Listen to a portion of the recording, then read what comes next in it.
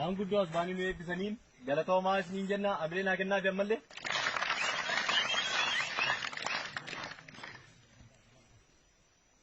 Haasawaa gabaabaa dhimma warra eebbifameenis kan wal qabatu dhimma uummata naannoo kanaa bu'aa bahii hedduu keessan wajjin darbeetiinis kan wal qabatu jaal abbaa qalaadiitiin iddoo kanatti isiniif dhiyaataa kabajaadhaan abbaa qalaadii gara waltajjiitti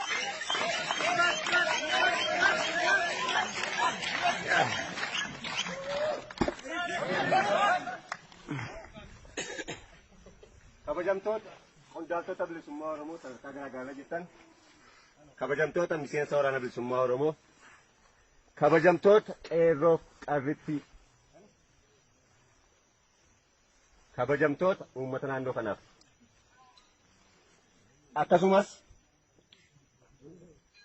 jiraattoota naannoo kanaa fi keessummoota keenya hundumaan baga nagaan dhuftan jechuun barbaada. Sirna eebba waraana bilisummaa Oromoo mooraa Jibaa sababeeffachuun baga nagaan dhuftan yogguun jedhu kabajaaf jaala guddaanii anaa dhufuun jedha. Dabalees maqaa waraana bilisummaa Oromoo zoonii giddu galeessaan nageenya keenya hiikamuun barbaada. Galatoomaa baga nagaan dhuftan. Akkuma beekamu jaarmiyaan keenya waggoota hedduun dura waggootawwan qaalii Oromoo kana cuuccaaf dhiittaan sirna garboomfataa irra ture.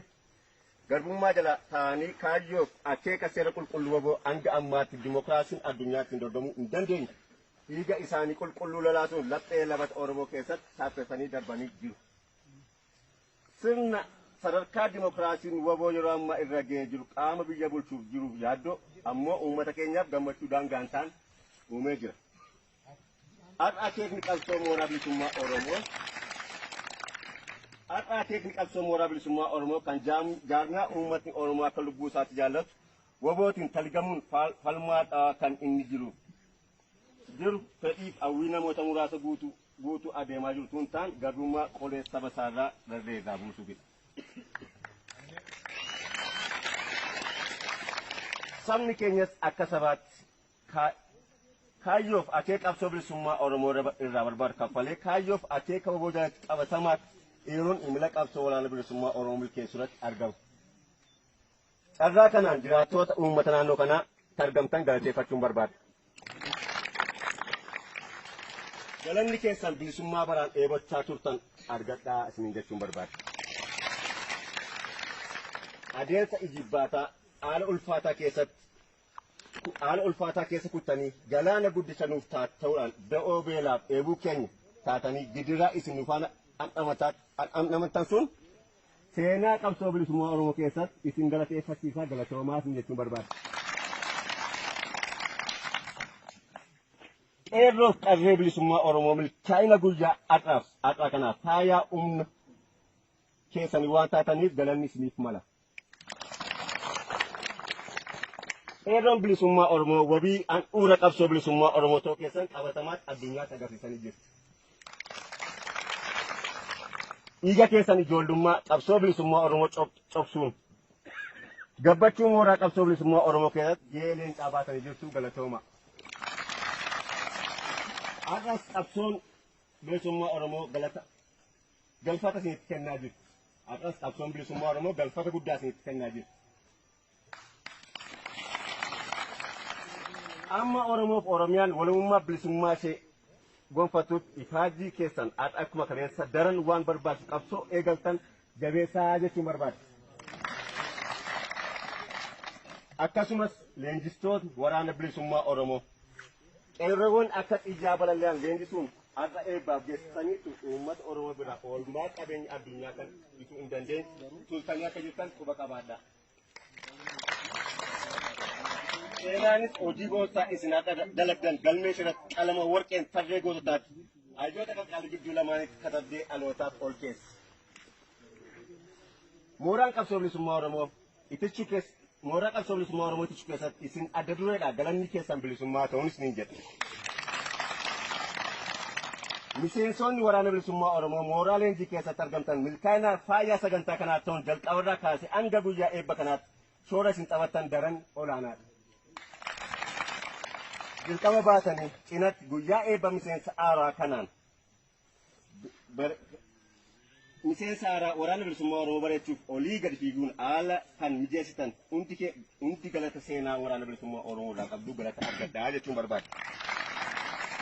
Miseensonni waardiyyaarra turtan nuffii tokko malee dadhabee utuu hin jedhin beelee utuu hin jedhin adunnatti bee utuu hin jedhin dandeessanii guyyaa kana waan geessaniif isinis galata guddaa isinii malaa jechuudha.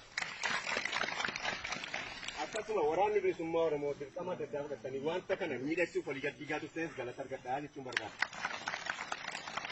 Leenjiin kun haala miidhagaa milkaa'inaan xumuramuu qofa utuu hin taane jalqabaa yaada leenjichaa irraa kaasuun mooraa leenjii waraana bilisummaa Oromoo keessatti wal dhaga'uuf waliif abbamuun waliin mari'achuun wal qajeelchuun jaallan waliin hojjechaa turre lafee dugda sagantaa kanaa cichoomni murannoo keessan daboonseeraa galata argadhaan jedha.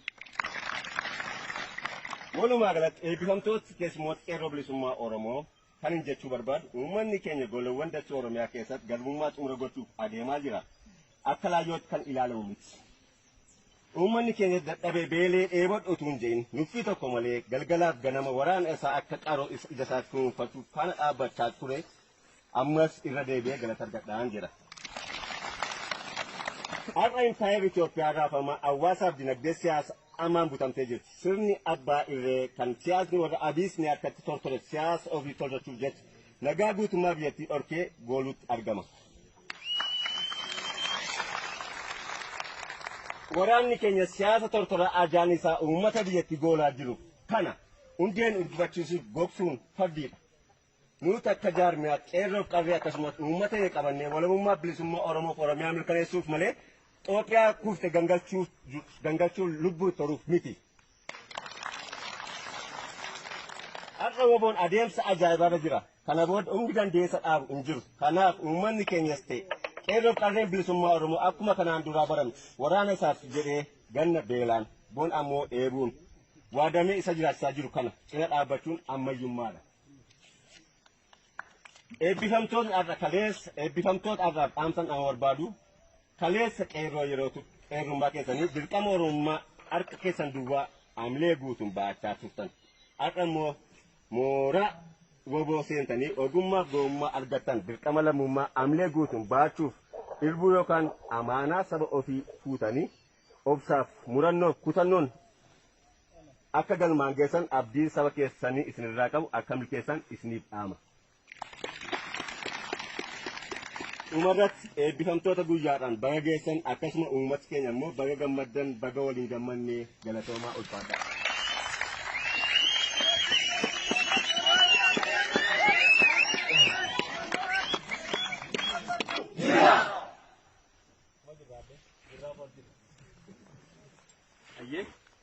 Tartiib sagantaa keenyaa akkuma itti fufeetti jira amma nama as keessa.